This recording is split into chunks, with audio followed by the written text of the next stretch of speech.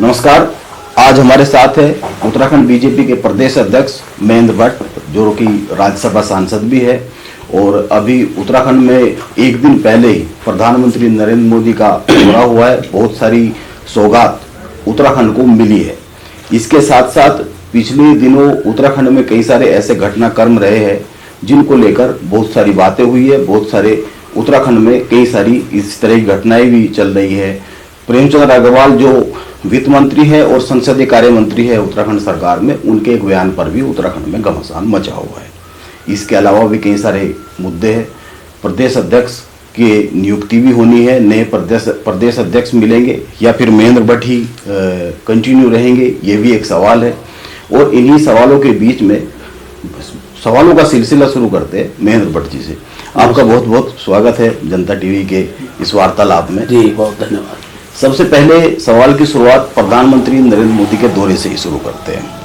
प्रधानमंत्री नरेंद्र मोदी जी शीतकालीन यात्रा को लेकर, चारधाम यात्रा को लेकर आए हैं और उन्होंने एक नया शब्द दिया है, घाम तापो पर्यटन। तो जो 4 महीने की ये यात्रा, 6 महीने की यात्रा पहले होती है, इसके साथ साथ ये भी तो 12 महीने की यात्रा का एक पूरा का पूरा योजना बन रही है। तो इसको किस तरह देखते हैं? देखिए, प्रधानमंत्री जी का इस हमारे राज्य देवभूमि के प्रति अपना अलग प्रकार का लगाव है और मैं कह सकता हूँ जब प्रधानमंत्री का आगमन होता है तो यहाँ की जनता उत्साहित होती है और यहाँ के पर्यटन के विकास में सबसे बड़ा योगदान अगर किसी व्यक्ति में कई बार कहता हूँ कि ब्रांड एम्बेसडर उत्तराखंड के कोई हैं तो आदरणीय प्रधानमंत्री नरेंद्र भाई मोदी हैं। मोदी जी जब भी राज्य की और उनका आना होता है तो इस राज्य के प्रति सौगात लेकर आते हैं। अभी जब ये कंसेप्ट आया कि उत्तराखंड ऐसा स्थल है जहाँ साहसिक पर्यटन का एक केंद्र बन सकता है, धार्मिक पर्यटन केंद्र तो है ही, तो इसके साथ साथ अनेकों ऐसे हमारे स्थान हैं जिन स्थानों पर अगर मैं विश्व के अनेकों ऐसे देशों की कल्पना करूँ जहाँ पर्यटक बड़ी मात्रा में होता है, ऐसे स्थान हमारे बड़ी संख्या में। उन स्थानों को प्रमोट करते हुए किस तरीके से हम अधिक से अधिक लोगों को वहाँ पहुँचा सके, इस भाव के साथ शीतकालीन यात्रा का एक कंसेप्ट निकल रहा है।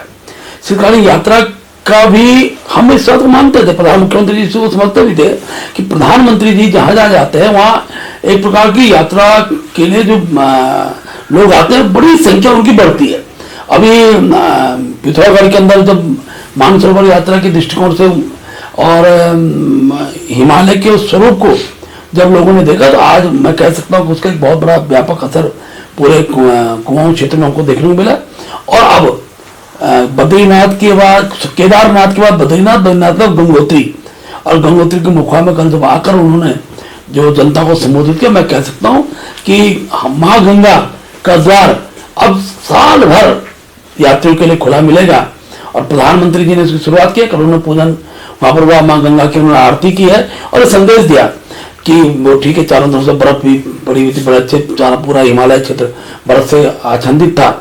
उसके बाद भी बड़ी संख्या में कल वहां पर जो लोग थे आए प्रधानमंत्री को सुनने के लिए, और इस बात के विश्वास का प्रतीक था कि प्रधानमंत्री जी द्वारा जो बातें वहां कही गई हैं, इसका जो स्वरूप भविष्य में देखने को मिलेगा। सबसे बड़ी बात है कि अब हर दिन यात्रा, 365 दिन यात्रा ये उत्तराखंड के अंदर आए, इस प्रकार के भाव के साथ प्रधानमंत्री जी ने कंसेप्ट भी दिया है। घाम ताप टूरिज्म, तो ये बहुत बड़ी बात है। घाम हमारे सूर्य को बोलते हैं, सूर्य का जो धूप होती है वो घाम के रूप में देखी जाती है। तो वहां तो दोनों पक्ष है, घाम ताप टूरिज्म है और यू देख टूरिज्म भी है। यू हमारे बर्फ को बोलते हैं, तो यू देख टूरिज्म है, घाम ताप टूरिज्म है और धार्मिक टूरिज्म है। तीनों टूरिज्म की दृष्टि लोग वहां पहुंचने वाले और साहसिक पर्यटन का की बड़ा केंद्र बन रहा है। बहुत से स्थानों पर राफ्टिंग के हम वो कर सकते हैं, स्कीइंग के अनेकों कार्यक्रम वहाँ हो सकते हैं। तो इस प्रकार का एक नया कंसेप्ट उन्होंने लिया है। खासतौर पर उन्होंने आह्वान भी किया है कि शंकर पार्वती का विवाह जिस स्थान पर जिस देवभूमि होता है वहाँ विश्व के लोग जो धर्मावलंबी हैं वो यहाँ आकर शादी ब्याह करें। इससे हमारा एक प्रकार का अलग से टूरिज्म विकसित होगा, क्षेत्र विकसित होगा। तो अनेकों प्रकार का कंसेप्ट उन्होंने कल उत्तराखंड वहाँ पर दिया। मैं कह सकता हूँ मोदी जी का ये दौरा जो है ये देवभूमि के लिए वरदान साबित होने वाला है, यहाँ के टूरिज्म के लिए वरदान साबित होने वाला है। बिल्कुल। अभी मौजूदा उत्तराखंड की राजनीति को देखे, अगर एक तरफ अगर कुछ साल पहले देखे तो जो 6 महीने की चारधाम यात्रा होती है उसमें भी तमाम तरह की दिक्कतें होती रहती थी, और दूसरी तरफ अब 365 दिन चार धाम यात्रा का एक कॉन्सेप्ट डेवलप किया जा रहा है, शीतकालीन यात्रा को भी किया जा रहा है, तमाम विकास की योजनाएं चल रही है। दूसरी तरफ उत्तराखंड निर्माण के 25 साल बाद एक नई तरह की चीजें निकल कर आ रही है, क्षेत्रवाद को लेकर राजनीति। देखिए दोनों पक्ष है। पहली बात तो आपने कही है कि यात्रा जब बढ़ेगी तो सुविधाओं का भी विकास होगा। ये ठीक है कि एक कालखंड था जब बद्रीनाथ के गंगोत्री यमुनोत्री आने वाले कष्ट के भाव के साथ आते थे और कष्ट में ही पुण्य प्राप्त होता था। आज सुविधाओं की दृष्टि से बहुत बड़ा विकास हुआ है। जहाँ 10,000 से ऊपर यात्री पहुंचते रहते धामों के अंदर, आज 50,000 से ऊपर यात्री एक एक धाम के अंदर जा रहे हैं और हर वर्ष यात्रा बढ़ेगी, जो मैं विश्वास करूँ, हमने अनुभव भी किया है। पिछले अगर मैं 3-4 साल की यात्रा को देखूँ तो बड़ी संख्या में यात्रियों का आगमन हुआ है। दूसरा, यात्रा व्यवस्था और व्यवस्थित हो, उसके लिए सरकार ने प्रयत्न प्रारंभ किए, चाहे जीएम गढ़वाल मंडल विकास निगम है, कुआं मंडल विकास निगम, उसके माध्यम से यात्रियों के लिए ठीक प्रकार की सुविधाएं विकसित करने के लिए हमने कार्य योजना तैयार की है। अनेकों होम स्टे उद्देश्य बने जिससे कि पर्यटक वहां की मूल संस्कृति, वहां के खान पान से भी वाकिफ हो, उसकी रचना भी वहां पर बनी है। जहां तक ये छोटी बातें हैं, क्षेत्रवाद की जो हमने चर्चा की है, ये कम से कम देवभूमि चलता नहीं है विषय, बहुत लोगों ने प्रयास किया चलाने का और कुछ लोगों ने तो आंदोलन के स्वरूप में खड़ा किया था। खासतौर पर मैं अगर एक राजनीतिक दल की चर्चा करूं, यूकेडी उत्तराखंड क्रांति दल, उसके आंदोलन के पीछे भाव नहीं था, लेकिन देवभूमि के लोग हैं, देवभूमि के अंदर राष्ट्रवादी लोग हैं, सीमा पर संघर्ष करने वाले लोग हैं, वो भारत माता के महत्व को समझते हैं। इसलिए यहाँ पर क्षेत्रवाद, जातिवाद, भाषावाद ये कभी मुद्दा नहीं बन सकता। जिसने प्रयास किया उसको यहाँ की जनता ने जमीन चटाई है।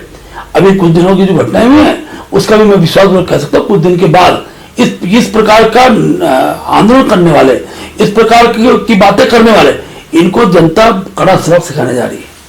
लेकिन एक सवाल ये पैदा हो रहा है, जनता सबक सिखाने जाएगी ये तो आने वाला वक्त बताएगा। सवाल ये होता है कि जो बीजेपी की कार्य समिति हुई उस बैठक में मुख्यमंत्री पुष्कर सिंह धामी ने खुद कहा, बड़ा आक्रोशित होकर, कि जो जातिवाद की राजनीति कर रहे हैं, क्षेत्रवाद की राजनीति कर रहे हैं, हम उनको मुंहतोड़ जवाब देंगे। वो उनका बयान बड़ा चर्चा में आया। उसके बाद केदारनाथ इलेक्शन हुआ, केदारनाथ चुनाव में भी गढ़वाल कुमाऊं इस तरह की कुछ चीजें आ गई। फिर ऋषिकेश का जो मेयर का चुनाव हुआ, तो ये जो लगातार बातें उठती है। और अभी कल ही हरीश रावत का एक बयान आया कि बीजेपी क्षेत्रवाद की राजनीति कर रही है। तो क्षेत्रवाद की राजनीति हकीकत में कर कौन रहा है, लाभ किसको हो रहा है? देखिए, आप भी मीडिया जगत से जुड़े हुए वरिष्ठ पत्रकार हैं। इस राज्य के अंदर हर चुनाव में जब मुद्दा भी विपक्ष हो जाता है तो व्यक्ति केंद्रित राजनीति करने प्रारंभ कर देते हैं। अगर मेरे मुख्यमंत्री ने कहा कि हम जातिवाद, क्षेत्रवाद से राज्य को बचाएंगे, तो उस दिशा में उन्होंने पहल भी की है। हमने हर एंगल में इस चीज को संभालने की कोशिश की, समझने की कोशिश की है, इस प्रकार के तत्वों से कैसे राज्य को बचाया जाए। लेकिन ये भी सच है कि राजनीतिक दलों के पास जो विरोधी दल है, उन पास मुद्दे जब नहीं होते, विकास के मुद्दे नहीं है, सड़कों के बोलने का शब्द नहीं है, तो वे व्यक्ति के शब्दों को पकड़ते हैं। ये ठीक है, असत्य बोलना किसी को शोभा नहीं देता है, लेकिन किसी अशब्द को हम इस दिशा की ओर ले जाएं कि राज्य के अंदर क्षेत्रवाद उससे परिणित हो जाए, तो ये दुर्भाग्यपूर्ण स्थिति निर्माण होती है। और मैं फिर कह रहा हूं, मैंने कहा भी है कि जागरूक जो समाज है इस प्रकार की बात को कभी स्वीकार नहीं करा। केदारनाथ का जनता ने जवाब दे दिया, बड़ी संख्या में केदारनाथ बचाओ यात्रा निकाल, जो केदार सबको आशीर्वाद देता, जो सबको बचाता है, उसके बचाने की रचना कर रहे हैं, यात्रा कर रहे हैं। तो जनता ने, केदारनाथ जनता ने मुंहतोड़ जवाब दिया है। इसलिए फिर कह रहा हूं, इस प्रकार के मुद्दे उठाकर अपनी राजनीतिक जमीन को तैयार करने का जो भी प्रयास करेगा, यहाँ की जनता को मुंहतोड़ जवाब दे। यही कारण है यूकेडी आज 0 पे है, जो अपने आप को इस बात का श्रेय देते कि राज्य निर्माण हमारा योगदान है। 0 पे क्यों? आखिरकार जब सत्ता में आते हैं, एक आध विधायक जीत जाते हैं तो सत्ता के साथ खड़ा हो जाता है। तो जब इस प्रकार के भाव के साथ राजनीति करोगे, समाज को तोड़ने का भाव रखोगे, पहाड़ मैदान की चर्चा करोगे, तो भैया ये देवभूमि है, यहाँ ईश्वर भी इसका ध्यान रखता है, इस व्यक्ति को किस सीमा तक कहां तक पहुंचाना है। ये ठीक है, आजकल मुद्दा विहीन जो विपक्ष है तो आप भिन्न का आंदोलन कर रहे हैं, लेकिन गैरसैन को गैस में राजधानी तो हमने बनाया।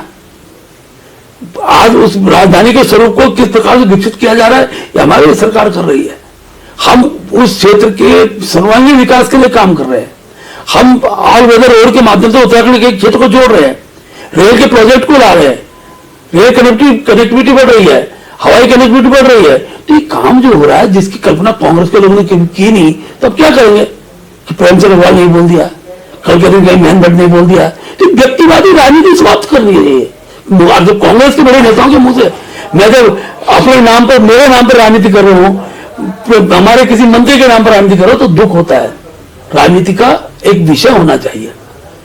कहीं सड़क नहीं पहुंची, आंदोलन कौन मना कर रहा है, फला गांव में सड़क पहुंचाइए। किसी गांव में बिजली नहीं है, उसका हर गांव में बिजली है, हर घर में पानी है, हर व्यक्ति पे प्रधानमंत्री आवास दिए जा रहे हैं। विषय क्या बचते हैं? तो इस प्रकार के विषयों को, जो विषय जनता के बीच में आने चाहिए, जब उस विषय से अपोजिशन अपने को असहाय महसूस करता है तो फिर व्यक्तिवादी राजनीति में आ जाता है। व्यक्तिवादी राजनीति लंबे समय तक चलती है। व्यक्तिवादी राजनीति, आपने प्रेमचंद अग्रवाल का भी नाम लिया। अभी मैं जब हमारी बात शुरू हो रही थी उससे पहले ही मैं एक वीडियो देख रहा था, लोक गायक सुरेंद्र सिंह नेगी का, वो एक इंटरव्यू में बात कर रहे थे। उनका कहना है कि प्रेमचंद अग्रवाल ने जो विधानसभा में कहा वो एक गंभीर विषय था, उस पे उन्होंने खेद भी जताया है, माफी भी मांगी है। इसके अलावा आपने भी प्रेमचंद अग्रवाल को बुलाकर सख्त हिदायत दी है। मुख्यमंत्री पुष्कर सिंह धामी का भी इस पर बयान आया, उन्होंने भी कहा है कि जो उत्तराखंड की अस्मिता से खिलवाड़ करेंगे उनको छोड़ा नहीं जाएगा, बख्शा नहीं जाएगा, सख्त एक्शन लिया जाएगा, माफी उनको नहीं मिलेगी। लोक गायक नरेंद्र सिंह नेगी कह रहे थे, बोले कि वो ठीक है विषय, माफी मांग ली, लेकिन इसमें कुछ अब राजनीति भी घुस गई है। तो राजनीति किस तरह घुस गई है? देखिए, मैं आपको दोनों बातों को बता रहा हूं। नरेंद्र सिंह नेगी के प्रति देवभूमि की जनता में बड़ा श्रद्धा है, बड़ा प्रेम है। यह जिस प्रकार के भाव खड़े किए गए, हर व्यक्ति से दिग्भ्रमित होना स्वाभाविक था। और प्रेमचंद अग्रवाल जी ने जब माफी मांग ली और उन्होंने इसके लिए खेद प्रकट कर दिया, मां गंगा के पास जाकर पश्चाताप की चर्चा भी की, उसके बाद भी जब पूरे प्रदेश के अंदर क्षेत्रवाद फैलाने का जो लोगों को प्रयास किए, अब नरेंद्र सिंह नेगी जैसे जो हमारे प्रदेश के मूर्धन्य कलाकार हैं, उनको ये बात ध्यान में आई। उन्होंने कहा कि मेरे नाम पर भी राजनीति करने का लोग प्रयास कर रहे हैं। और मैं कह सकता हूं कि देर से ही सही नरेंद्र सिंह नेगी को ये बात समझ में आई और मैं कल इसका विधिवत रूप से खंडन किया कि राजनीति हो रही है, राजनीति इस विषय का संज्ञान नहीं लेना चाहिए। तो कोई व्यक्ति माफी मांग लेता तो उसका विषय बचता नहीं है। जहां तक दूसरी बात है, देखिए, मैंने तो अपने मंत्री को बुलाकर डांटा, अपने मंत्री को हिदायत भी दी, अपने मंत्री को मैंने कहा भी किस प्रकार की शब्दावली का प्रयोग न करे। लेकिन आश्चर्य है, कांग्रेस के 3 विधायकों ने जिस प्रकार व्यवहार सदन के अंदर किया, जिस प्रकार से क्षेत्रवाद की राजनीति को जन्म दिया, क्या कांग्रेस के प्रदेश अध्यक्ष कर्तव्य नहीं बनता था कि देवभूमि के इस स्वरूप को बनाए रखने के लिए अपने विधायक को हिदायत दे, किस प्रकार की चर्चा नहीं करनी चाहिए? इससे समाज बढ़ता है, इससे विकास के अंदर एक अलगाववाद स्थापित होता है। लेकिन क्या है कि नैतिक बल नहीं है। मैंने फिर कह रहा हूं, अब कांग्रेस व्यक्तिवादी राजनीति पे आ गई है। मोदी जी को तो हरीश रावत जी ने कह दिया कि अब उनका मुकाबला करने की सामर्थ्य कांग्रेस पे नहीं है। ये बात अमित शाह जी के, नड्डा जी की है। तो धीरे धीरे जब उनको लगता है कि प्रखर नेतृत्व है, तो प्रखर नेतृत्व को दागदार करने के लिए व्यक्तिवादी राजनीति प्रारंभ होती है और इसकी शुरुआत कांग्रेस कर रही है। और इसका भी खामियाजा कांग्रेस को आने वाले 2027 के अंदर मिलने वाला। हम तीसरी बार उत्तराखंड भाजपा की सरकार बनाएंगे। अच्छा, जैसे आप व्यक्तिवादी राजनीति की बात कर रही है, तो हरीश रावत कह रहे हैं कि प्रेमचंद अग्रवाल को ओझल कर रहे हैं, पर्दे के पीछे ला रहे हैं, लेकिन इससे कोई फर्क नहीं पड़ेगा, उन पर सख्त एक्शन लेना पड़ेगा। उधर गणेश गोदियाल कह रहे हैं, गणेश गोदियाल भी कांग्रेस के एक बड़े नेता है, वो कह रहे हैं, बोले कि ये पहाड़ मैदान नहीं है, ये उत्तराखंडियत बनाम बीजेपी है। तो हरीश रावत प्रेमचंद अग्रवाल की बात कर रहे हैं, गणेश गोदियाल पूरी बीजेपी की बात कर रहा है। देखिए, ऐसा है, हरीश रावत इस प्रदेश के मुख्यमंत्री रहे और इतने वरिष्ठ नेता से हल्की बातों की अपेक्षा नहीं की जा सकती। उनकी दृष्टि में जब प्रेम ने माफी मांग ली तो उनको भी नरेंद्र सिंह नेगी जैसा अपना एक व्यवहार दिखाना चाहिए। उनको भी इस बात को महसूस करना चाहिए, इसमें राजनीति करने का कुछ लोग प्रयास कर रहे हैं। और मैं बार बार कहता था, पिछले दिनों भू कानून के विषय को लेकर और छात्र राजनीति में बेरोजगार जो नकल विहीन परीक्षा के विषय के आंदोलन इस बीच में हुए, कांग्रेस ने नेताओं को समर्थन दिया। जो उसका नेतृत्व करने समर्थन दिया, उसकी मुंह की विधानसभा के अंदर कांग्रेस ने खाई है। आखिर कांग्रेस अपने मुद्दे पर लड़े ना भाई। आखिर छात्र संघर्ष समिति क्या कर रही है, यूकेडी क्या कर रही है, उस पर अगर आप अपने मुद्दे उनके साथ आंदोलन जोड़ेंगे तो आपके मुद्दे समाप्त हो जाएंगे, जनता आपको भूल जाएगी। और ये दिखाई भी दिया है। जहां तक गणेश गोयल जी का विषय है, तो उत्तराखंडियत्व तो भाजपा के साथ है। एक बद्रीनाथ की सीट हमने ही दान कर दी गलती से, बाकी है क्या कांग्रेस के पास।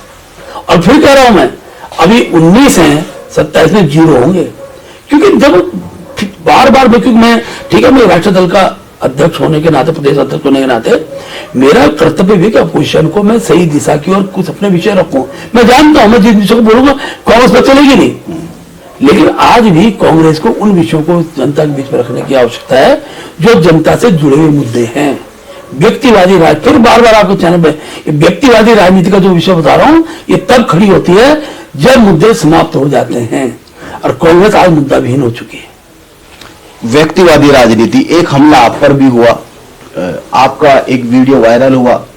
आपने जब प्रेमचंद अग्रवाल को बुलाया, उसके बाद जो मीडिया से बात की, तकरीबन 4-4.5 मिनट की बातचीत की, उसमें से एक 27 सेकंड का एक वीडियो आया और गणेश गोयल और तमाम कांग्रेस के लीडर्स कह रहे, प्रदेश अध्यक्ष कर्ण मेहरा भी कह रहे, बोले आप तो धमकाने की कोशिश कर रहे हैं।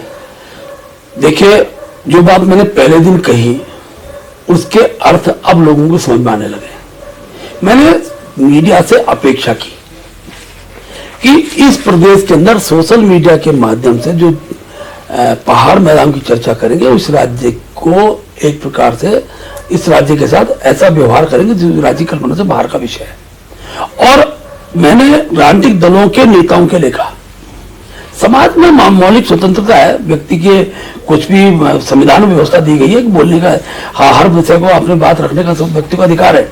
लेकिन राजनीतिक दल के कार्यकर्ता की पोस्टर कैसे आनी चाहिए? क्या उसमें मैदान पहाड़ होना चाहिए? क्या राजनीतिक दल के विधायकों को किस प्रकार का व्यवहार करना चाहिए सोशल मीडिया के माध्यम से? क्या उसमें पहाड़ मैदान होना चाहिए? क्या ये बातें मैंने राजनीतिक दलों के कार्यकर्ताओं के लिए कही थी, और कुछ सोशल मीडिया ने उसको उस रूप में दिखाने का प्रयास भी किया। मैं जानता हूं अगले दिन बहुत से चैनलों ने इस बात को स्पष्ट किया कि मेरा उद्देश्य भाव क्या था। और मैं आज भी कह रहा हूं कि समाज जगत में अपनी प्रतिक्रिया देने के लोगों के अधिकार है, सोशल मीडिया उसके लिए काम कर रहा है। लेकिन राजनीतिक दल का कोई भी व्यक्ति क्षेत्रवाद कर बात करता है तो क्या वो हित में है राज्य के? इस बार हम जहां जिम्मेवार पदों पर बैठे हुए हैं, हमारा भी कर्तव्य बनता है कि हम इस राज्य को क्या परोसने जा रहे हैं, क्या परोस रहे हैं। इसलिए मैंने इस बात को बोला था। लेकिन क्योंकि मैंने कहा फिर व्यक्तिवादी राजनीति, अब उनको उसमें चीजें, उनको लगा कि मुझे धमकी दे रहा है, तो बाद में मैंने खुद ही लाइन दी है कि राज्य हित में क्या है। उन्होंने सोच कहा है कि इस प्रकार का जो सोशल मीडिया के माध्यम से समाज के अंदर द्वेष खड़ा करने का, कुमाऊंवाद, गढ़वालवाद, पहाड़ मैदान, जो अनुसार, ये सब चर्चा करने वाले जो लोग हैं वो राज्य के हितैषी नहीं है। इसको मुख्यमंत्री के बाद में कुछ दिनों बाद मुख्यमंत्री का बयान सुनना है। बिल्कुल, थोड़ा आगे बढ़ते हैं। जो उत्तराखंड में क्षेत्रवाद की राजनीति और प्रेमचंद अग्रवाल को लेकर सेंटर में रखकर जो बातें हो रही है, उसके आगे आता है कैबिनेट विस्तार। लंबे समय से बार बार कैबिनेट विस्तार को लेकर बात होती है। अब फिर ये चर्चा शुरू हो रही है कि कैबिनेट विस्तार जल्द ही उत्तराखंड में होने जा रहा है, तो बात कहां फंस जाती है बार बार? देखिए, हर वर्ष हर 3 महीने में चुनाव जो आ रहा है उसके अंदर बहुत चीजें रुकते रुक जाती है। लेकिन मैं आपको विश्वास दिला सकता हूँ, अब क्योंकि हमारे यहाँ पंचायत चुनाव भविष्य में है, लेकिन उससे पहले हमारे जो 4 सीटें जो लिखते हैं, हमारा प्रयास है कि उन सब सीटों पर मुख्यमंत्री जी बहुत जल्दी निर्णय लें। और मेरी मुख्यमंत्री जी संदर्भ वार्ता भी हुई है। मुख्यमंत्री जी सेंटर के नेतृत्व से बातचीत के बाद मुझे लगता है बहुत जल्दी हमारा मंत्रिमंडल का विस्तार होगा। अभी वक्त भी बहुत ज्यादा बचा नहीं है, 27 के चुनाव भी है आने वाले समय में, अभी फिर त्रिस्तरीय पंचायत चुनाव है, तो जो 4 रिक्त पद है उन्हीं को लेकर कोई फैसला होगा या इसके अलावा भी कोई फैसला होगा? देखिए, हर प्रकार के फैसले का अधिकार मुख्यमंत्री जी को होता है। मुख्यमंत्री जी ने इन सभी मंत्रियों के जो कार्य पद्धति उसको भी परखा है। हो सकता है कि मंत्रियों को अच्छे विभाग मिल जाए, किसी मंत्री को अच्छे विभाग मिल जाए, लेकिन कम से कम जो हमारे मंत्री पद जो रिक्त पद है वो निश्चित रूप से भरे जाएंगे। उत्तराखंड में लंबे समय से भू कानून को लेकर बात होती रहती है। पहले की बहुत सारी सरकारों ने समय समय पर बहुत सारे बदलाव भी किए। अभी फिर बदलाव हुए हैं उत्तराखंड भू कानून को लेकर, और उत्तराखंड को लेकर भारत में पहला ऐसा राज्य बना है जहां यूसीसी लागू किया गया है। दोनों बातों पर हरीश रावत का एक बयान आया है। उन्होंने कहा है कि ना तो यूसीसी ही जो सामान्य नागरिक संहिता की बात करते हैं, तो ना तो वो ही है, क्योंकि उसमें भी, और इसके साथ साथ भू कानून को लेकर भी इसमें भी 2 जिले छोड़ दिए गए हैं। देखिए, मैं दोनों बातों उत्तर देता हूँ। हरीश रावत जी बहुत वरिष्ठ नेता है, लेकिन अब उम्र के इस पड़ाव में कि अध्ययन करने को समय नहीं मिलता है। और मैं इस बात को कई बार मुझे लगता है कि वो सोशल मीडिया में जो लिखा जाता है वो उनकी अपनी लेखनी है या किसी और से लिखवाते हैं। देखिए, हम सौभाग्यशाली हैं, उत्तराखंड देवभूमि के अंदर वो प्रभाव है कि भारत के संविधान में उल्लेखित कि देश के अंदर समान नागरिक संहिता का कानून बनना चाहिए। पहला राज्य उत्तराखंड देश के अंदर है जिसको ये सौभाग्य प्राप्त हुआ कि डॉक्टर भीमराव अम्बेडकर जी की उस पुण्य कथन को, संविधान के वाक्य को आज परिणति की ओर बढ़ाया है, उसको आगे बढ़ाया है। और ये जो यूसीसी है ये पूरे देश का नजीर बनेगा। हर व्यक्ति जो देश के अंदर निवास करता है वो समान कानून की परिधि में चले, इसमें किसको आपत्ति होनी चाहिए। धर्म अपने, पूजा पद्धति अपनी है। हमारे यहाँ तो इतने देवी देवता हैं कि सबका पूजन करने वाले अलग अलग लोग हैं, लेकिन विभक्त नहीं है। हम राष्ट्रवादी हैं। राष्ट्रवादी भाव ही यूसीसी के अंदर लागू होता है। बहन को अधिकार मिले, हमारे जो पूजा पद्धति के हैं उसको कहीं छेड़ा नहीं गया है, वो अपनी बात हो, लेकिन हर व्यक्ति को अधिकारों के स्वरूप के साथ समानता मिले, ये इसके अंदर रखा गया है। अब क्योंकि हड़बड़ाहट में कांग्रेस को ये लगता है कि क्या इतना बड़ा काम इन्होंने कैसे कर दिया, जो 60 साल के अंदर जिन्होंने देश के अंदर राज किया हो वो यूसीसी की ओर सोचने की भी स्थिति में नहीं थे। उस काम को भीमराव अम्बेडकर जी के उस वाक्य को पूर्ण करने का काम यहाँ से प्रारंभ हुआ है। और मैं विश्वासपूर्वक कह सकता हूँ देश का प्रत्येक राज्य इस दिशा में आएगा। एक व्यक्ति दूसरी पत्नी से शायद तलाक मना ही नहीं है, लेकिन दूसरी 2 पत्नी बिना तलाक के 3 पत्नियां लेके बैठो, तलाक की पद्धति मुंह से बोल के हो रही है या वैधानिक व्यवस्था के साथ होनी चाहिए। ये नहीं कोई पुरुष और स्त्री साथ रहना नहीं चाहते तो स्वतंत्रता है, लेकिन मुंह से तलाक तलाक तलाक बोल दिया और फिर हम साथ साझा कर लें, ये गलत है। हिंदू के लिए भी किसी पत्नी के रहते हुए दूसरे विवाह अपराध है। इस कानून के दायरे के तहत किसी व्यक्ति को नहीं रहना तो कार्रवाई है, उसके लिए कोर्ट है, न्यायालय है, उसमें डिसीजन होता है, लेकिन विवाह का पंजीकरण अनिवार्य हो गया है। विवाह के पंजीकरण के बाद अपराध भी कम होंगे। दूसरी बात, अब लिविंग रिलेशनशिप के बारे में तमाम प्रकार के सवाल खड़े किए जा रहे हैं, लेकिन हाई कोर्ट के डिसीजन को भी किसी कानून के दायरे में लाने का काम हमने किया है। कोर्ट का तक ले सकते हैं, तो कोर्ट का रह सकते हैं, लेकिन उसके किसी का अपराध को कौन संभालेगा? सरकार संभालेगी। और सरकार संभालेगी तो क्या करेगी भाई? उसके माँ बाप को पता रहना चाहिए मेरी बेटी मेरा बेटा साथ रह रहे हैं, अविवाहित हैं, और उनसे संतान प्राप्त, उसको क्या दोष है? उस संतान को भी अधिकार मिले। इस भाव के साथ अगर राज्य के अंदर कोई कानून बनता है, उस कानून का सम्मान सबको करना चाहिए। इस पर अलग अलग बातों को इस दिशा में नहीं आना चाहिए। जहां तक भू कानून का विषय है, मैं शुरू से कहता था हमारे मुद्दे पर ये दल राजनीति कर रहे थे, कब आएगा सख्त भू कानून, कब आए, अब आ गया भैया सख्त भू कानून। अब ये भी अच्छा नहीं लग रहा है। 2 राज्य क्यों छोड़े? 2 जिले क्यों छोड़िए? देखो भाई, उत्तराखंड के अंदर हमने विकास भी करने हैं, उद्यम भी लगाने हैं।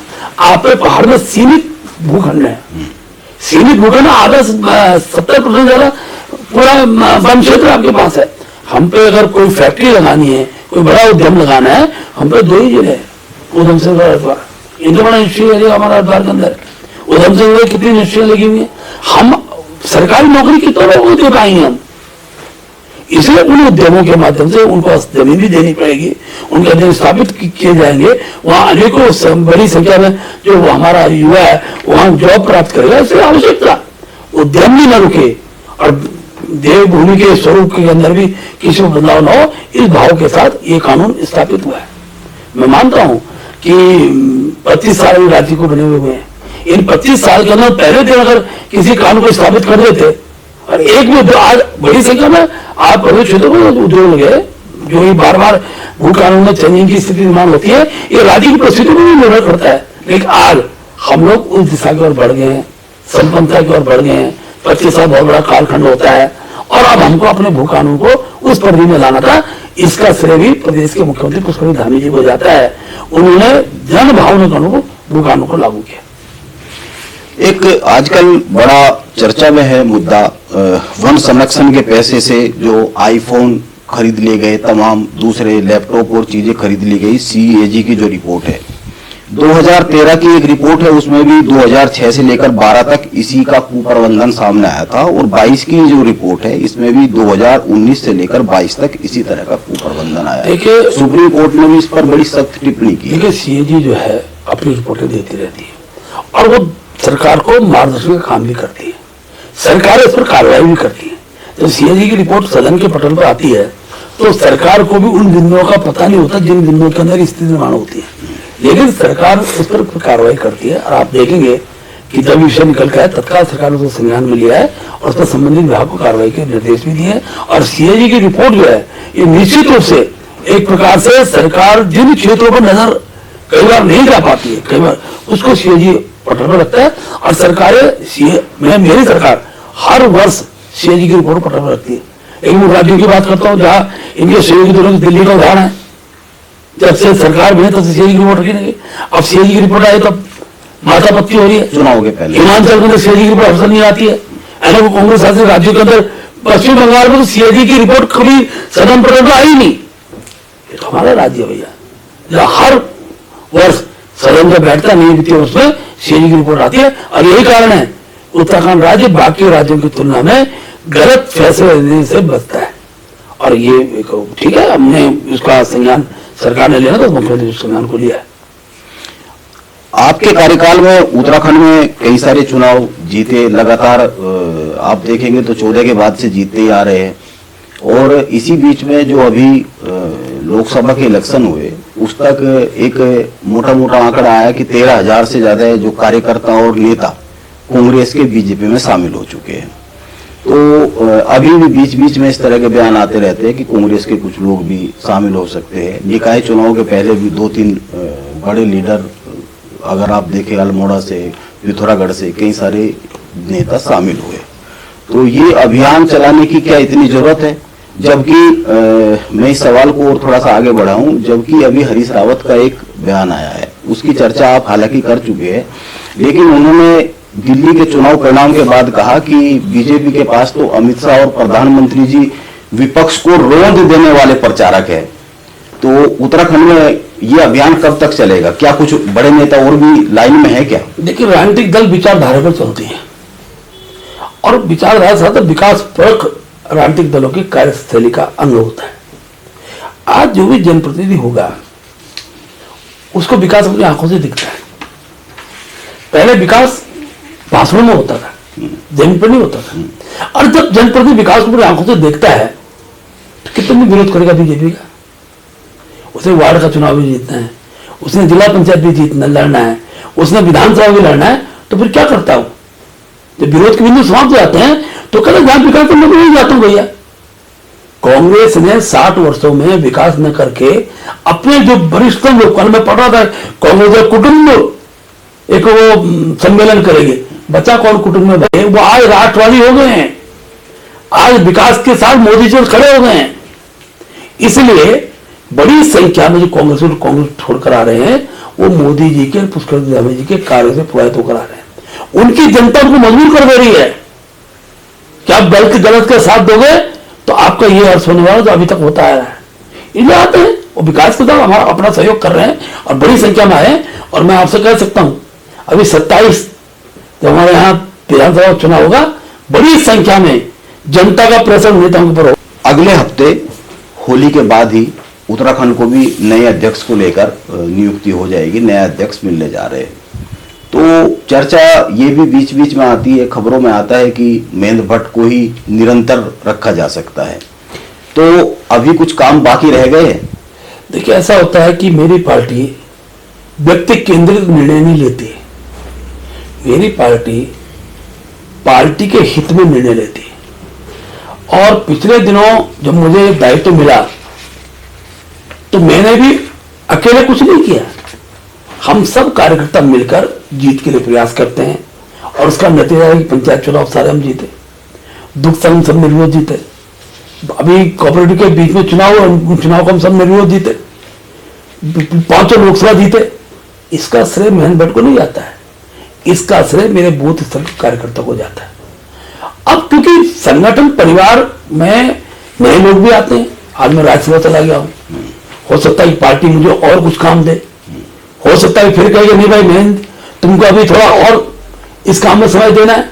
तो कार्यकर्ता को काम मिलता है, काम के प्रति उसकी श्रद्धा का एक पक्ष होता है और उस आधार पर रात दिन मेहनत करने वाला कार्यकर्ता इस दल के अंदर अपना स्थान स्वयं बनाता है। इसलिए महेंद्र भट्ट बने या जो बने वो मेरी छाया होगी, क्योंकि मैं जिस विचार से आया हूं वो विचार ही उस व्यक्ति का होगा। और एक विचार से काम करने वाला व्यक्ति हम अलग अलग मान के नहीं चलते। या कांग्रेस में द्वंद्व होता है। अब जब राजनाथ सिंह जी अध्यक्ष थे उसके बाद सब लोग तो वेंकैया जी को जानते नहीं थे, या उसके बाद अचानक हमारे अध्यक्ष अभी अमित शाह जी बने, बाद में कितने लोग देश भर के अमित शाह जी को जानते थे। लेकिन धीरे धीरे कार्यकर्ता का निर्माण करना है और किसी व्यक्ति को कौन से काम में स्थापित किया जाए वहां से उसके कार्यों का रिजल्ट प्राप्त करना, ये सिखाने की पद्धति भी दल की होती है। और यही कारण है कि हमारा कार्यकर्ता बूथ का कार्यकर्ता भी राष्ट्रीय अध्यक्ष बनता है, ये किसी दूसरे दल के अंदर नहीं होता है। वहां तो अब कल्पना की आप कल्पना, हमें तो दुख इस बात का भी होता है कि राहुल जी शादी क्यों नहीं कर रहे, कि कांग्रेस का तो जो नेता निकलता है वो गांधी परिवार से निकलता है। आश्चर्य होता है, दुख में चिंता भी होती है। अब कल्पना को बैठा रहेगा प्रियंका जी का बेटा है, मिठाई बंट रही है, तो क्या है। हमारे यहाँ कार्यकर्ताओं में से नेता निकलता है, कांग्रेस में पेट से नेता निकलता है।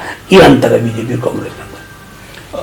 बिल्कुल। अभी तो अगर देखें हरीश रावत तो लगातार प्रधानमंत्री और अमित शाह जी को लेकर वो बयान तो बड़ा चर्चा में आया। मैं वो सवाल भी किया आपसे कि रोंद देने वाले प्रचारक बताया, तो इसीलिए एक सवाल उठता है कि इतने मजबूत लोग हैं फिर भी कांग्रेस के लोगों की जरूरत पड़ती रहती है। मैंने कहा कांग्रेस के लोगों की हमको जरूरत नहीं पड़ती है। कांग्रेस के लोगों को लगने लगा कि बीजेपी के अंदर विकास है, इसलिए मरते जाते हैं। और हम इस बात को स्वीकार करते हैं कि मेरे दल में आने वाला प्रत्येक कार्यकर्ता वो संस्कारित हो, पार्टी के संविधान रीति नीति से साथ चले और फिर उसकी योग्यता क्षमता का उसको स्थान प्राप्त हो। इस भाव को हम लोग काम करते हैं। बड़ी संख्या है, ऐसा बड़ी संख्या में माधव सिंधिया जी के पुत्र आज हमारे यहाँ मंत्री हैं, जिनको कोई खबर नहीं कर सकते कि लोग आएंगे। ऐसे ही कोई मैं नाम लेना नहीं चाहता, बड़े बड़े लोग क्यों आते हैं। तो जनता फिर हम एक बात और महसूस करते हैं, जो व्यक्ति हमारे साथ आया दूसरे दल से आया, अगर वो व्यक्ति बीजेपी छोड़ता है तो हम उस व्यक्ति की गलती नहीं मानते, वो हमारी गलती उसे अपना नहीं बना पाए। इधर हमारे तो जो आता है वो भाजपा का समर्पित कार्यकर्ता बनकर रहता है। और जब कोई छोड़ के चला भी जाता है ना तो बीजेपी का कार्यकर्ता उसको लेकर नहीं जाता है, अकेला जाता है, कुछ दिन बाद फिर वापस आ जाता है। इसके अनेक उदाहरण हमारे सामने। ग्रीष्मकालीन राजधानी गैरसैंण पर आते हैं। बजट सत्र अमूमन वही होता रहा है और इस बार बजट सत्र देहरादून में हुआ है। तो ग्रीष्मकालीन राजधानी गैरसैंण से क्या कोई गैर हो रहा है? ऐसा नहीं है, अभी वहाँ कार्य चल रहा था। स्वाभाविक रूप से 3 दिन का सत्र था और उन 3 दिन के अंदर जो सारे कार्य को रोककर और उसके कारण विधानसभा अध्यक्ष जी ने सरकार से अपील की। और क्योंकि विधानसभा अध्यक्ष विधानसभा की सर्वोपरि एक मुखिया होती है, उनकी बात को मानना सरकार का कर्तव्य है। मुख्यमंत्री जी ने पहले ही गैरसैंण की बात की थी, लेकिन मैं अब कह सकता हूँ अब तो ग्रीष्मकाल प्रारंभ हो रहा है और ग्रीष्मकाल सत्र गैरसैंण में निश्चित रूप से होगा, ये मैं विश्वास को कह सकता हूँ। अभी निकाय चुनाव हुए उत्तराखंड में 11 निगम है, 10 सीधे बीजेपी ने जीत लिए और एक जो बीजेपी के ही बागी थे उन्होंने जीत लिया। कांग्रेस का आरोप लगा धन बल से जीत लिए, हालांकि ये बैलेट पेपर से हुए, मैं आ रहा हूँ ईवीएम से नहीं हुए। तो धन बल से जीत लिए ये आरोप लगा, तो कैसे धन बल? जब व्यक्ति हारता है तो वो जनता पे प्रश्न खड़ा करता है, क्या उत्तराखंड की जनता बिकाऊ है क्या? ये प्रश्न करके कांग्रेस कटघरे में नहीं आएगी क्या? धन बल क्या होता है? निर्वाचन आयोग की जितनी धनराशि खर्च करने का व्यवस्था प्रावधान है उनके लोगों ने भी किया होगा ना भाई। जनता ने नकारा है, कोई धन बल नहीं होता है। और हर बार हार पे, अब बार आपने ठीक कहा कि ईवीएम गाते गाते अब जनता ने पोस्टर में भी उनको उनकी औकात बता दी कि जनता जो है जिस दिशा में बढ़ रही है। मैंने जो शुरू में जो बात कही थी, जनता जब विकास अपनी आंखों से देखती है तो फिर उसको किसी प्रकार के प्रचार की आवश्यकता नहीं होती है। और एक दिन आएगा बीजेपी को जनसभा करने की आवश्यकता नहीं होगी, एक एक घर बीजेपी का होगा, क्योंकि हर नागरिक विकास चाहता है, राष्ट्रवाद चाहता है, सीमा को सुरक्षित चाहता है, आंतरिक सुरक्षा को ठीक चाहता है, एजुकेशन को उचित अच्छा एजुकेशन की चिंता करता है, स्वास्थ्य सुविधाएं ठीक चाहता है। ये स्थिति देश के निर्माण होगी तो प्रत्येक परिवार ये राष्ट्रवाद साथ खड़ा होगा, मोदी साथ खड़ा दिखाई देगा। बद्रीनाथ पर आते हैं। बद्रीनाथ राजनीतिक तौर पर आपका घर है, वैसे तो पूरा उत्तराखंड है, लेकिन राजनीतिक तौर पर अगर देखें तो वो आपकी जमीन है। बीजेपी वहां पर चिंता में पड़ गई। क्या राजेंद्र सिंह भंडारी को लाना बीजेपी के लिए शुभ साबित नहीं हुआ? देखिए, राजेंद्र भंडारी हमारे दल में आए, हमने उनका स्वागत किया, लेकिन जनता के उस मूड को हम समझ नहीं पाए। बहुत जल्दी हम ले आए और जनता को लगा कि जिस व्यक्ति को अभी हमने वोट दिया और जिताया वो व्यक्ति दोबारा वोट मांगने क्यों आया। ये जो ऐसा नहीं, जनता ने जितना मुझे वोट पड़ा था उससे ज्यादा वोट राजेंद्र भंडारी जी को भी पड़ा, लेकिन जनता का वो पक्ष भी समझना पड़ेगा कि एक व्यक्ति तत्काल जीतकर आया और फिर जनता से दोबारा जनादेश मांगे, तो जनता ने तो जिता ही रखा है राजेंद्र भंडारी जी को। एक प्रश्न हम पे भी खड़ा हुआ है कि हमने कहीं जल्दबाजी नहीं की। राजेंद्र भंडारी जी का हमको आज इस बात का मुझे मैं कह सकता हूं कि एक सहानुभूति भी है, कहीं ना कहीं ये जल्दबाजी मैं मानता हूं, और ये उनका निर्णय भी जल्दबाजी का निर्णय रहा होगा, ऐसा मुझे विश्वास कर रहा है। और इस बात को भी महसूस कर रहे होंगे भाई, चुनाव से 6 महीने पहले भी आ सकते, हम तब भी उनको वही सारा सम्मान देते, लेकिन उनको भी वो क्यों आए, उनको भी लगा विकास मोदी जी के नेतृत्व में होता है। हम इस बात को जनता को समझाने में थोड़ा नाकाम रहे, और जनता ने जो प्रश्न खड़ा किया, अभी जिताया फिर वोट मांगने आ रहा है, वो हार का कारण बना। मोदी जी बीजेपी हार का कारण बिल्कुल नहीं है, और राजेंद्र भंडारी जी हमारे नेता, हमारे दल में आए, उनको सम्मान देना हमारा काम। आगे भी हाँ, सम्मान तो पार्टी हर व्यक्ति जो दल के अंदर सम्मान मिलता है। विनोद चमोली का बयान है, और भी बहुत सारे लोग कह रहे हैं लगातार परिसीमन को लेकर, 26वें परिसीमन को लेकर जो तैयारी चल रही है, कि परिसीमन क्या है, वो पहाड़ और मैदान को लेकर जनसंख्या के आधार पर नहीं, क्षेत्रफल के आधार पर होना चाहिए उत्तराखंड में। क्योंकि आबादी की अगर बात देखें तो जो मैदानी हिस्से है, जो मैदानी जिले हैं, उनमें ज्यादा लोग, आबादी घनत्व ज्यादा है और पहाड़ की तरफ कम है। देखिए, ऐसा है कि अनेकों राज्यों में इसकी चर्चा हुई है, भौगोलिक परिक्षेत्र भी एक बहुत बड़ा विषय रहता है, और मैं कह सकता हूं कि जब भी परिसीमन होगा तो देश का जो सदन है वो परिसीमन के इन सब विषयों पर उसकी चर्चा करेगा।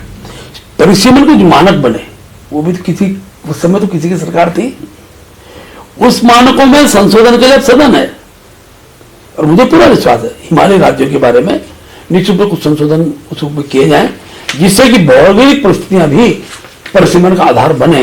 ये पक्ष महत्वपूर्ण है। ये ठीक है, मैदानी क्षेत्र में जहां जनसंख्या होगी वहां सीटें बढ़ेंगी, लेकिन पहाड़ के अंदर की पलायन की व्यवस्था को रोकना है, इसलिए परिसीमन का आधार सीमावर्ती जनपदों के, सीमावर्ती राज्यों के लिए ये निश्चित। कुछ राज्यों में इसको देखा भी गया है, और कुछ राज्यों में कई जगह तो ऐसा है कि अकेला राज्य एक ही लोकसभा है, तो वहां सीमें बढ़ेंगी भी। तो ये सब बातें रहती हैं, जिसका समय आने पर सब प्रकार की चर्चा सदन के अंदर होगी। आखिरी वार्तालाप की तरफ आते हैं। 2 सवाल बनता है। एक, स्मार्ट मीटर पे जरूर सवाल होना चाहिए। उत्तराखंड में लागू हो रहा है, ये स्मार्ट मीटर लग रहे हैं, लेकिन कई जगह से इनका विरोध भी आ रहा है, और विपक्ष का कहना है कि ये बिल बढ़ा देने वाले और तमाम कुछ उद्योगपति को या किसी खास को लाभ देने के लिए लग रहे हैं, तो ये जो विपक्ष के आरोप है इन पर क्या कहना है? देखिए, भ्रष्टाचार हटाओ, भ्रष्टाचार हटाओ, ये केवल नारों से संभव नहीं होता है। आज की तकनीकी युग की प्रणाली में हमको सब चीज भी अपनाने पड़ते हैं। आज रेलवे के रिजर्वेशन लाइन पे लग के होता है क्या? आज बसों की बुकिंग जो है ऑनलाइन हो रही कि नहीं हो रही है? आज आप पानी का बिल और बिजली का बिल ऑनलाइन जमा कर रहे हैं, नहीं कर रहे हैं? अब क्योंकि बिजली की आज की पद्धति के मीटर निर्मित हुए हैं, तो उन पर शंका किस बात की? वही ईवीएम वाला विषय हो गया। भाई, व्यक्ति को उसके कितनी बिजली वो फूक रहा है, कितनी बिजली का उसे भुगतान करना है, इसकी जानकारी उसको प्राप्त हो जाए, इसमें क्या गुना है? और समय पर मीटर बदले हैं। ठीक है, कुछ लोग ऐसे हैं जो आज भी बिजली चोरी को रोकना नहीं चाहते हैं और सरकार उस दिशा में प्रतिबद्ध है। ये जो ऊर्जा है आज के युग में, इसका कितना महत्व है ये हम समझ सकते हैं। 4 घंटे का लाइट चल जाए, मोबाइल से बातचीत बंद हो जाती है। ये जो स्थितियां हैं, इसको समझने के लिए आज के युग में इस मीटर की पद्धति को सबको अपनाना चाहिए। उन्होंने कहा था पहले सरकारी बिल्डिंग में लगाओ, लगने शुरू हो गए, सांसद घर में लगाओ, लगने शुरू हो गए। तो मैं कहता हूं कि बिना परीक्षण के, मैं फिर कह रहा हूं, बिना परीक्षण कांग्रेस को विरोध करने का उनके नेचर बन गया है। लेकिन जब उसके रिजल्ट अच्छे आते हैं तो बाद में कहते हाय हमने ऐसा क्यों किया होगा। बिल्कुल, आखिरी सवाल पर आते हैं महेंद्र भट्ट जी, और आखिरी सवाल यह है कि आपका ये कार्यकाल अभी समाप्त हो रहा है, हालांकि समाप्त हो चुका, विस्तार कार्यकारी अध्यक्ष के नाते काम कर रहा हूं, काम कर रहे हैं आप, तो कुछ काम रह गया? देखिए, राजनीतिक क्षेत्र के कार्यकर्ता के पास करने के लिए बहुत कुछ होता है और एक तारीख में चीजें कभी खत्म नहीं होती है, कभी समाप्त नहीं होती। मैं अगर पुनः पार्टी सेवा का अवसर देती है या देती, किसी क्षेत्र में कहीं भी देती है, तो मन के वो भाव जो राज्य के विकास के लिए आवश्यक है, हम उसको धर्म पर उतारने का काम करेंगे। वो प्रयास मेरा लगातार चलता रहेगा। बिल्कुल, महेंद्र भट्ट जी ने 2-3 चीजें बड़ी खास कही। पहली कि विपक्ष उत्तराखंड में व्यक्तिवादी राजनीति पर उतर गया है, इसीलिए ये पहाड़ मैदान की राजनीति हो रही है। और प्रेमचंद अग्रवाल को लेकर जो प्रकरण है, प्रेमचंद अग्रवाल माफी मांग चुके हैं, इसके बाद भी अगर कुछ चीजें हो रही है तो राजनीति घुस गई है। और बड़ी बात ये कही कि 2027 में कांग्रेस 0 पर आ जाएगी। अब ये तो 2027 में पता लगेगा कि कांग्रेस कहाँ खड़ी रहती है और बीजेपी किस लाइन पर खड़ी होती है। फिलहाल तो महेंद्र भट्ट जी, जनता टीवी से बात करने के लिए बहुत बहुत धन्यवाद। और आप आते रहिए, मिलते रहेंगे। बहुत धन्यवाद।